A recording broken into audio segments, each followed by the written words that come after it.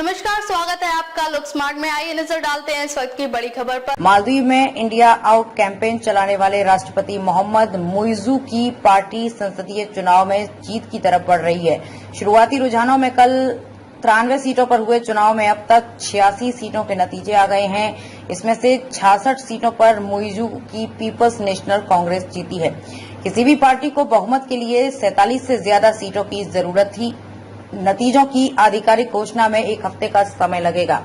मालदीव की संसद का कार्यक्रम मई में शुरू होगा। न्यूज एजेंसी एपी के मुताबिक मुइज़ू की जीत भारत के लिए बड़ा झटका है। भारत और चीन की इस चुनाव पर कड़ी निगाह थी। दोनों रणनीतिक रूप से अहम मालदीव में अपनी पकड़ मजबूत करना चाहते हैं। मुइज़ू की पार्टी की जीत के बाद अब मालदीव में आने वाले 5 साल तक चीन समर्थक सरकार होगी। 8 से 66 सीटों पर पहुंची मुइज़ू की पार्टी।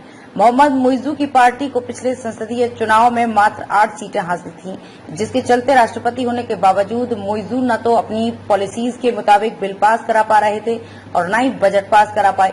अब 66 सीटें जीतने के बाद विपक्षी पार्टी उनके रास्ते में कोई रुकावट पैदा नहीं कर सकेगी।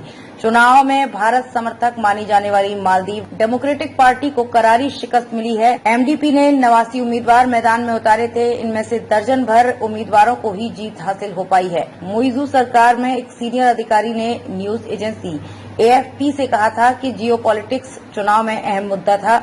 अधिकारी के मुताबिक मुइज़ू भारतीय सैनिकों को देश से निकालने के वादे पर जीते थे। वो इस पर काम भी कर रहे हैं, पर संसद इसमें उनकी मदद नहीं कर रही थी। मुइज़ू ने राष्ट्रपति चुनाव की तरह संसदीय चुनाव में भी भारतीय सैनिकों को मालदीव से निकालने के मुद्दे का सहारा लिया था।